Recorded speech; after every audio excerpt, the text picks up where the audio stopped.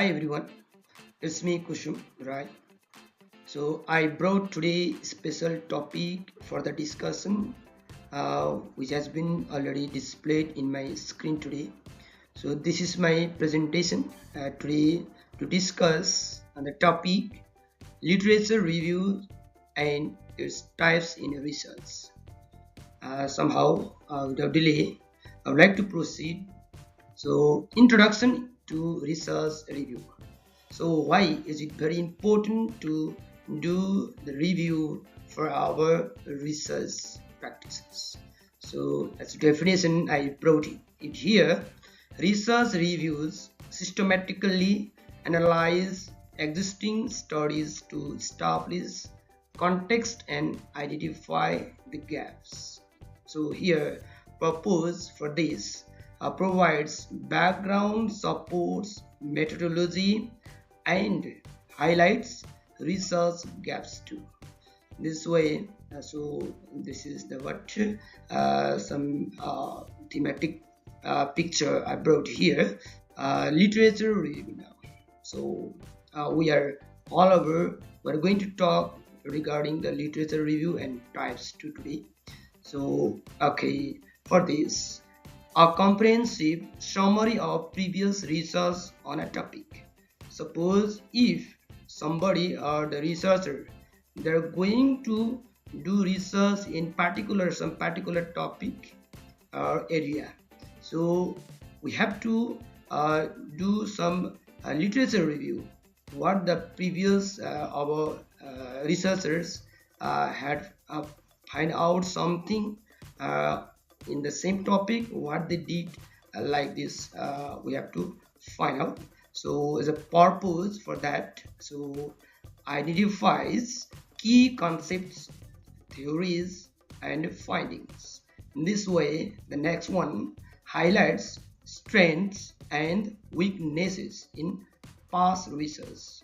Whatever the weaknesses and the what are the strengths of the what that previously did researches, so we'll find out that out. So the process is like this. So collect, analyze and synthesize relevant studies, like steps of literature reviews. So first select the topic, source the literature and develop the argument, survey the literature. In this way critique the literature. In this way write the review. Now thematic review. So actually, so definition, as a definition, a review is structured around key themes or concept within the literature. So it helps to organize and the guides or the provides the what that organized knowledge into the meaningful categories. Those who are doing research and particular or the selected or the chosen topic. This way, for example, we can say, so reviewing studies on online learning effectiveness, categorized engagement like engagement, accessibility and assessment. So these are themes. That means we can generate different themes for the review. This way here.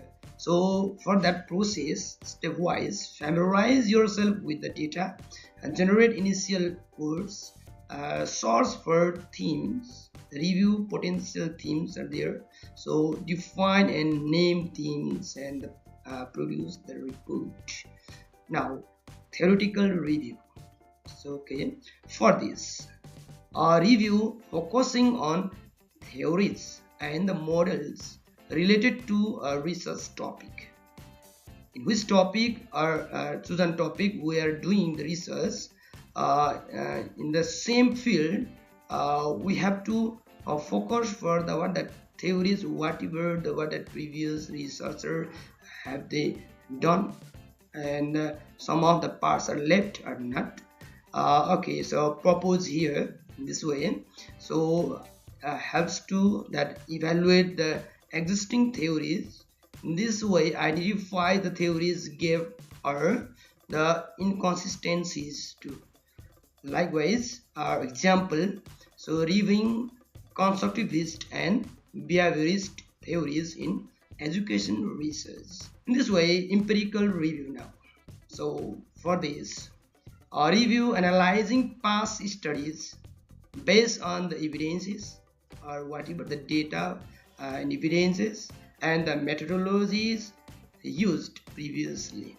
So it is very fundamental for the what this analyzing the what that is studies through the empirical review, which can be linked with the our research gap also, so which are not discovered till now. So on that part just we can go for the research. Now purpose, it compares the methodologies and the findings also, whatever the findings were there previously and what the findings the research now at present he or she got.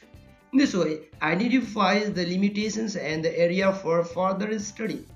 So it also very helpful for the further studies.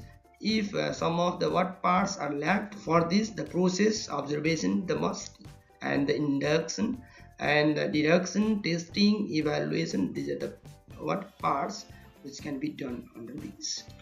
In this way, the next type of research gaps now. So while talking about the empirical we have to think about the one that research gap also. In this way, okay, now research gap. What is research gap?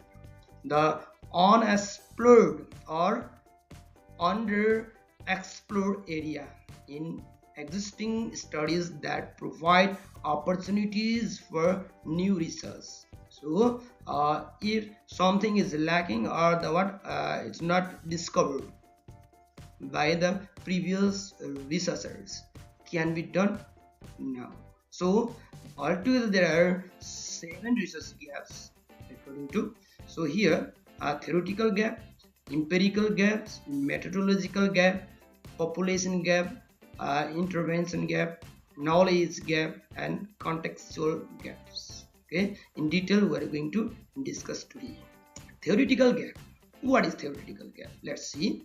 So a missing or the incomplete explanation in existing theories that requires further exploration or modification by the researcher.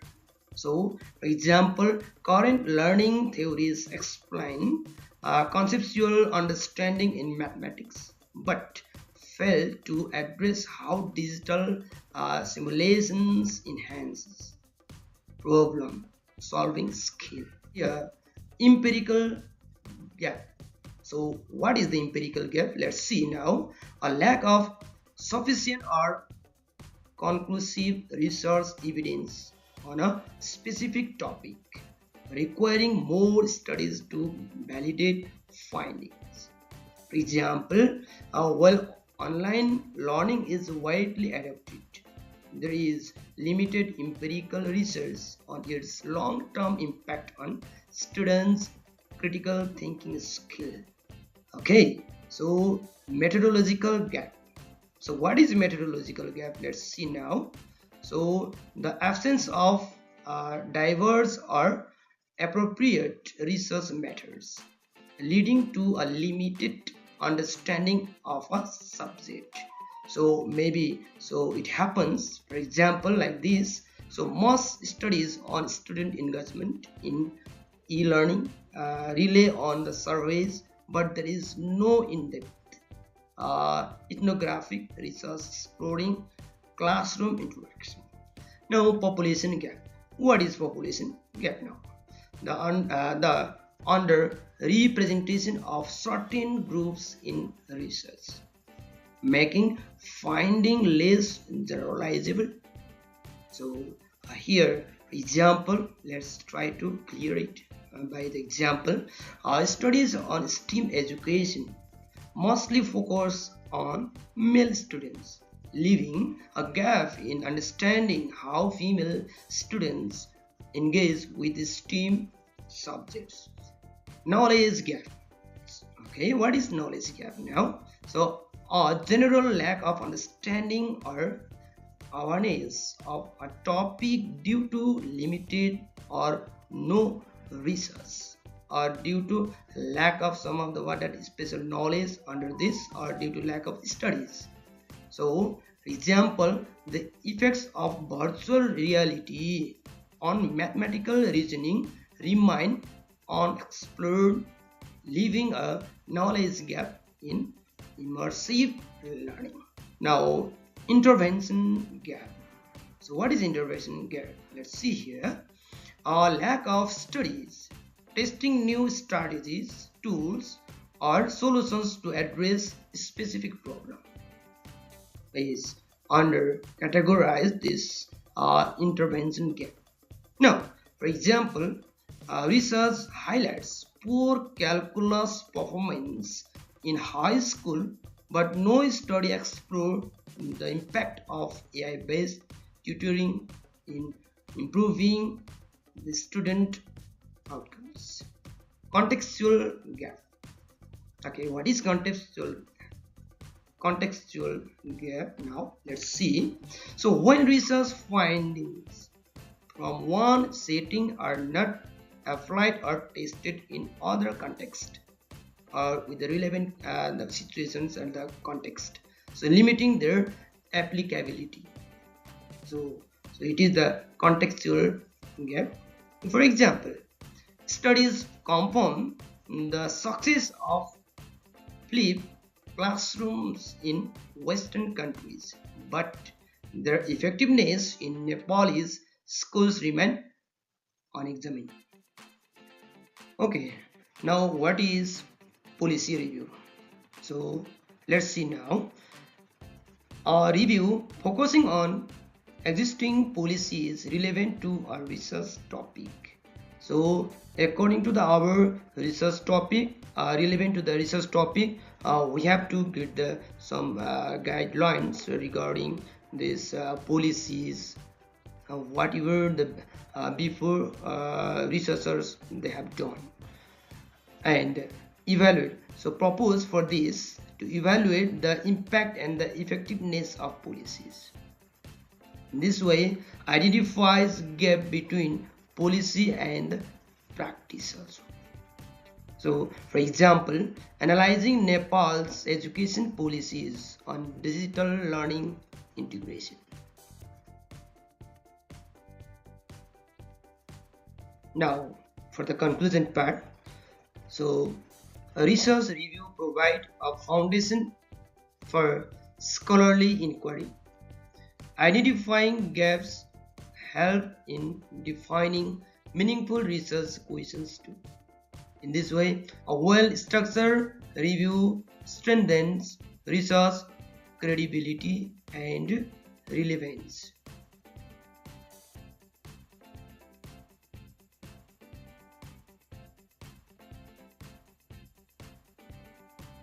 Thank you very much.